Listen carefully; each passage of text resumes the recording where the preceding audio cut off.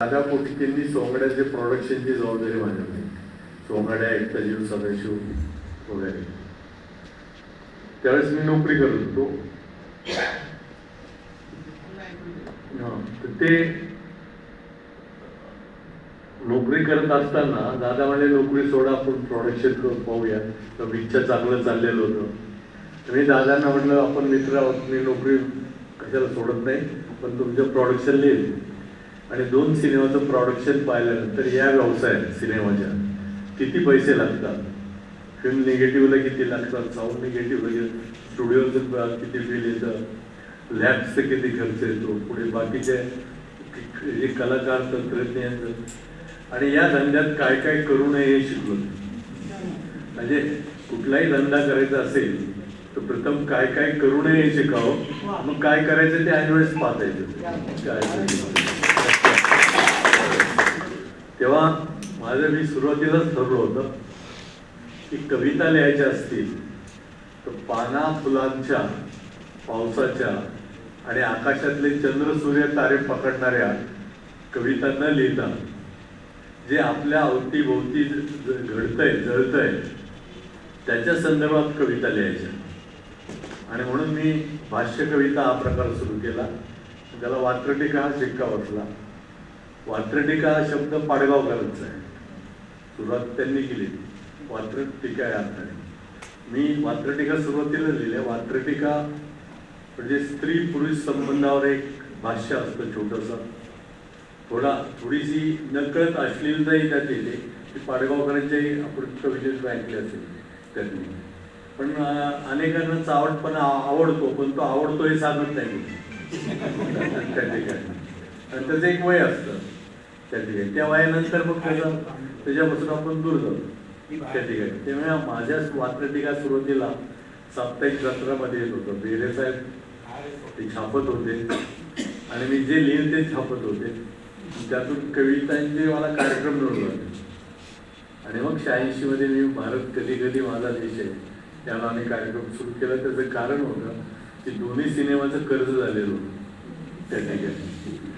तर मी सामना, आजचा जो आपला महत्वाचा विषय की सामनाची निर्मिती, तर माझा आवडता विषय म्हणजे राजकारण असं होतं पहिल्यापासूनच. आणि या दादा कोंडकेंचे 2 सिनेमा केल्यानंतर जेव्हा मी ठरवलं की आपल्याला सिनेमा केला पाहिजे, तेव्हा माझा पगार 365 रुपये होता ड्रॉइंग टीचरचा. आणि सिनेमा करायचं का ठरवलं मी की आयुष्यात मी पुनर्जन्म, पुढच्या जन्मात हत्ती होतो का वाघ होतो, तर मागच्या जन्मात याच्यावर मी विश्वास ठेवत नाही. तर जे काही करायचं असेल ते आत्ता जे काय आपण पृथ्वीवर आलो ते एकदा आलो तर एकदा जाणार, याच्यामधला जो काळ यात जे जे काही करता येईल ते आपण केलं पाहिजे. आणि ते करण्यासाठी म्हणून मी ठरवलं की जर सिनेमा केला आणि त्यात कर्ज झालं तर ते फेडायचं कसं. तर सोंगड्या एकता जीवला मी जे बॅनर आम्ही लावत होतो, आत्तासारखी ती डिजिटल सिस्टीम नव्हती. म्हणजे दिलीप कुमार काढायचा असेल, मीना कुमारचं स्केल टाकायचं, मोठ्या कॅनव्हासवर ते घ्यायचं, त्याचं रंगवायचं आणि म्हटलं आपण हेही करू शकतो. आणि त्यात ते ड्रॉइंग टीचरपेक्षा जास्त पैसे मिळतील. मुळात मी चित्रकार होण्यासाठी गाव सोडलं आणि मुंबईत आलो. पण सिनेमाचं आकर्षण वाढलं. सिनेमा म्हणजे मला आचार्यात्रेंच्या मी कसं झालो ने प्रेरणा दिली, दादा कोंडकेंनी वाट दाखवली आणि भालजी पेंढारकर यांनी संयम शिकवला.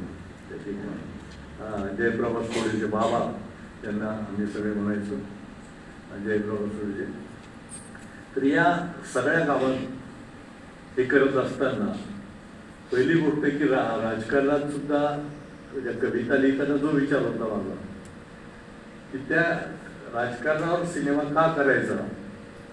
तर सिनेमा म्हणजे काय की एक मुलगा एखाद्या मुलीवर प्रेम करतो किंवा एक मुलगी एका मुलावर प्रेम करते, कुठेतरी अडथळा येतो, तिच्या बापाचा येतो किंवा याच्या बापाचा येतो, नंतर एक विलन येतो, मग मारामाऱ्या होतात आणि मग यांचं लग्न होतं. याच कथा करत बसण्यापेक्षा जरा वेगळं काय केलं पाहिजे आयुष्यात थोडंसं. आणि म्हणून मी मला नाटक पाहण्याची सवय होतीच खूप. माझे विजय तेंडुलकर आवडते लेखक होते आणि म्हणून मी त्यांना एकदा भेटलो, तशी ओळख नव्हती. तर म्हटलं तुम्ही माझ्यासाठी एक सिनेमा लिहाल का? मी वेगळा कर्ज काढीन, पार्टनर घेईन, सगळं करीन, पण एक विषय राजकारणावर आपल्याला सिनेमा करायचा. तर ते नकार देत होते, म्हणजे सिनेमाचं माझं काही जमत नाही. नाही म्हटलं मी तुम्हीच लिहा. मग त्यांचं लेखन कमीत कमी शब्दात जास्त आशय असलेलं ते लेखन असल्यामुळे मला ते त्यावेळेस खूप आवडत होतं. त्यांच्या मागे लागलो आणि मग 6 महिन्यानंतर त्यांनी मला होकार दिला की डॉक्टर लागून निळू फुलेंना घेऊन सिनेमा केला तर कसं होतं. ते त्यांना पिंजरा सिनेमा आल्यामुळे लाभूंचा परिचय महाराष्ट्रात झाला होता सिनेमातल्या सिनेप्रेक्षकांना. नाटकातल्या होता, पण चित्रपट प्रेक्षकांना निळू फुले माहीत होते, ते माझेही मित्र होते. आणि ते ठरल्यानंतर मग म्हटले एक सत्तेवर असलेला माणूस आणि एक सत्तेपासून फेकला गेलेला माणूस असा एक विषय ठरला. एकाच ओळीची अशी कथा आमची ठरली होती. फार काही, पण ते तेंडुलकर तयार झाले याचा मला आनंद होता. म्हणलं साहेब तुम्ही आता लिहाच कसले त्या ठिकाणी. आणि मग तेंडुलकरांनी ते स्वीकारलं आणि ते कसं